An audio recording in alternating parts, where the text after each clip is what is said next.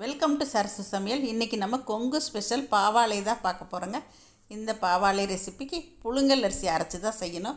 வாங்க எப்படி செய்கிறது பார்க்கலாம். இன்றைக்கி நம்ம செய்ய போகிற பாவாழைக்கு தேவையான பொருட்கள் எடுத்து வச்சுருக்கேங்க. புழுங்கல் அரிசி நான் இட்லிக்கு அரைச்சப்ப 1 கப் அளவுக்கு அரைச்சி வச்சுருக்கேன். நல்லா நைஸாக அரைச்சி எடுத்துக்கணும். அதுக்கு வந்து நம்ம 1.5 கப் வெல்லம் சேர்த்துக்கலாம். உங்களுக்கு இனிப்பு கம்மியாக வேணால் இன்னும் கொஞ்சம் குறைச்சி கூட சேர்த்துக்கலாம். தேங்காய் துருவல் தேவைக்கு எடுத்துருக்கேங்க. கொஞ்சமாக ஏலக்காய் தூள், நெய், இவ்வளோதான் இதுக்கு தேவையான பொருளுங்க. இப்போ இதை தண்ணியில் கரைச்சிட்டு வந்துடலாம். இப்போ நம்ம அரைச்சி வச்சுருக்க இந்த அரிசி மாவை ஒரு பாத்திரத்தில் சேர்த்துடலாங்க. நான் காலையில் இட்லிக்கு அரைக்கும் போதே அரைச்சிட்டேன், ஃப்ரிட்ஜில் வச்சுட்டேன். இப்போ ஈவினிங் தான் இதை செய்கிறேன், அதனால் வந்து இது கெட்டி ஆயிடுச்சுங்க. இப்போ இது கொஞ்சம் தண்ணி விட்டு கரைச்சிக்கலாங்க. நம்ம ஊற்றி கிளற அளவுக்கு தண்ணி விட்டு கரைச்சிக்கணும். ரொம்ப தண்ணியாக வேண்டாம். ஏன்னா நம்ம தண்ணியில் ஊற்றி தான் கிளற போகிறோம். அதனால் வந்து தேவைக்கு மட்டும் கொஞ்சம் அளவாக தண்ணி விட்டு இந்த மாதிரி கரைச்சிக்கலாங்க. இப்போ மாவு நல்லா கரைச்சாச்சுங்க. கொதிக்கிற வெந்நீரில் விட்டு இதை கிளறிடலாம். 1 கப் மாவுக்கு 3 கப் அளவுக்கு தண்ணி வச்சுருக்கேங்க. இப்போ தண்ணி நல்லா கொதிக்க ஆரம்பிச்சிருச்சு. இந்த தண்ணியிலையும் நம்ம கொஞ்சம் எடுத்து வச்சுக்கலாம். ஏன்னா நம்ம மாவுலேயே தண்ணி விட்டு கரைச்சிருக்கோம்.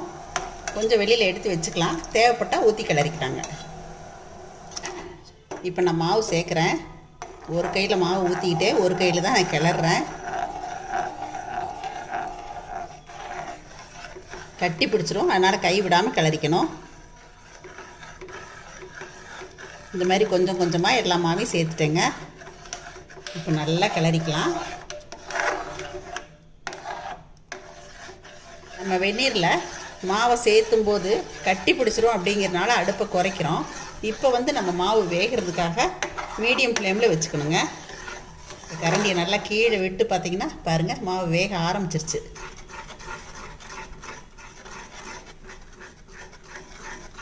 நல்லா கைவிடாமல் கிளறிக்கணுங்க. நம்ம கைவிடாமல் கிளறும்போது நல்லா கெட்டிப்பட்டு வர்றது நமக்கே நல்லா தெரியுங்க. லேசாக கட்டி வர மாதிரி இருக்கும். நம்ம கரண்டியால் இந்த மாதிரி நல்லா மசிச்சு கிளறிக்கணுங்க. நம்ம வெல்லம் சேர்க்கும்போது இன்னுமே நல்ல இலக்கம் கொடுக்கும். இப்போ பாருங்கள், இப்போ கிளற ஆரம்பித்து ஒரு 3 நிமிஷம் தான் இருக்கும். இப்போ இந்த அளவுக்கு கெட்டிப்பட்டு வந்துருச்சு. நம்ம மீடியம் ஃப்ளேமில் வச்சு தான் கிளறோம். இந்த அளவுக்கு நல்லா கெட்டிப்பட்டு வந்திருக்கு. கொஞ்சம் மட்டும் தண்ணி சேர்க்குறேங்க. தண்ணியெல்லாம் இதுக்கு வந்து ரொம்ப கரெக்டான அளவு சொல்ல முடியாதுங்க. தேவைன்னா நம்ம பார்த்துட்டு சேர்த்துக்கலாம். சேர்த்த மாவு ஒரு 3/4 பதம் வெந்துருச்சு அப்படி தான் சொல்லணுங்க. இந்த அளவுக்கு நம்ம கிளறிட்டு இந்த பக்கம் வந்ததுக்கப்புறம் அடுப்பை நல்லா குறைச்சிடணுங்க. ஒரு 2-3 நிமிஷம் மீடியம் ஃப்ளேமில் வச்சு கிளறினா போதுமானது. இப்போ கையை நனைச்சிட்டு இந்த கரண்டியில் இருக்கிறது சுற்றிலும் ஓரத்தில் இருக்கிறதெல்லாம் நம்ம எடுத்து விட்டுக்கலாம்.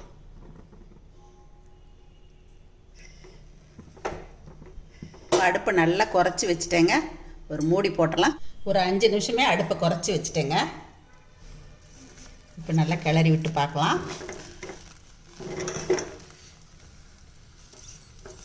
பாருங்கள், ஒரு துளி கூட கையில் ஒட்டவே இல்லை.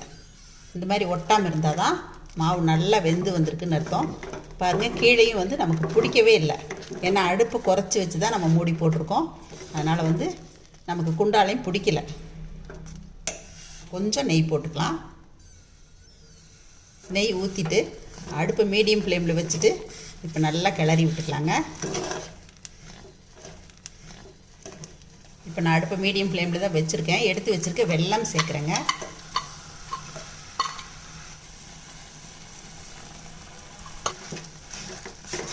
எடுத்து வச்சுருக்க தேங்காய் துருவலும் சேர்த்துடலாம். இப்போ ஏலக்காய் தூள் கொஞ்சம் சேர்த்துக்கலாங்க. இப்போ இதை நல்லா கலந்து விட்டுக்கலாம். நம்ம இதை மறுநாள் வச்சு சாப்பிட்ற மாதிரி இருந்துச்சு அப்படின்னா நம்ம வந்து தேங்காய் துருவலை நெய்யில் வதக்கி சேர்த்துக்கலாங்க. நான் இன்றைக்கி கொஞ்சமாக செய்கிறதால தேங்காய் துருவலை நெய்யில் வதக்கலைங்க, அப்படியே டைரெக்டாக சேர்த்துட்டேன். இப்போ எல்லாமே சேர்த்து நல்லா பிரட்டி விட்டுக்கலாம். இந்த மாதிரி நல்லா கலந்து விட்டதுக்கப்புறம் ஒரு 2 ஸ்பூன் நெய் விட்டுக்கலாங்க. ஜாஸ்தி நெய் தேவையில்லை, ஆனாலும் நெய் விட்டால் நல்லா தாங்க இருக்கும். நெய் விட்டு நல்லா பிரட்டி விட்டுக்கலாம். இந்த வெல்லமெல்லாம் நல்லா கரைஞ்சி வந்துடணும். நம்ம அது வேகிறதுக்கு தகுந்த மாதிரி அடுப்பை கூட்டி குறைச்சி வச்சுக்கலாம். இப்போ நம்ம சேர்த்த வெல்லம் எல்லாமே நல்லா கரைஞ்சி வந்துருச்சுங்க. அந்த மாவு பிசு பிசுப்பு இருக்கக்கூடாது.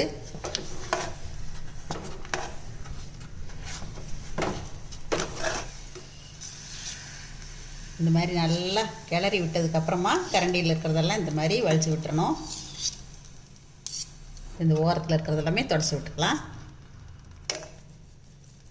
கிளறி விட்டதுக்கப்புறமா அடுப்பை நல்லா குறைச்சிட்டேங்க. மறுபடியும் ஒரு 2-3 நிமிஷம் அடுப்பை குறைச்சி வச்சு மூடி போட்டலாம். வீட்டில் மாவு அரைக்கும் போது இந்த மாதிரி ஏதாவது செய்யணும் அப்படின்னா பிளான் பண்ணி ஒரு டம்ளர் அரிசி கொஞ்சம் அதிகமாக ஊற வச்சு அந்த 1 டம்ளர் அளவுக்கு மாவு வந்து நம்ம ஒரு கப்பில் எடுத்து வச்சுட்டு இந்த மாதிரியெல்லாம் செய்யலாம். இதுலேயே வந்து நம்ம பால் கொழுக்கட்டை செய்யலாங்க, கார கொழுக்கட்டை செய்யலாம். இந்த மாதிரியெல்லாம் நம்ம குழந்தைங்களுக்கு ஸ்கூல் விட்டு வரும்போது செஞ்சு கொடுக்கலாம். குழந்தைங்க என்னங்க பெரியவங்களே தாராளமாக சாப்பிடலாம், ரொம்ப நல்லாயிருக்கும். இப்போ இது ஒரு 5 நிமிஷம் ஆயிடுச்சுங்க. ஓப்பன் பண்ணி பார்த்துடலாம். நம்ம அந்த மூடி போட்ட அந்த தம்லேயே நல்லா வெந்து வந்திருக்கு பாருங்க. இது பாருங்க, இப்படி எடுத்தால் ஸ்பூனில் ரொம்ப ஒட்டாமல் விழுகணும். இதுதான் பக்குவம். இப்போ நமக்கு பாவாழை ரெடி ஆகிடுச்சுங்க. பாவாழைன்னு சொல்லலாம், இது திருவாதிரை களின்னு சொல்லலாம். நான் சொன்ன மாதிரி இதே அளவுகளோடு நீங்கள் செஞ்சீங்க அப்படின்னா இந்த மாதிரி களி வந்துடுங்க. பாருங்கள், நல்லா வந்திருக்கு.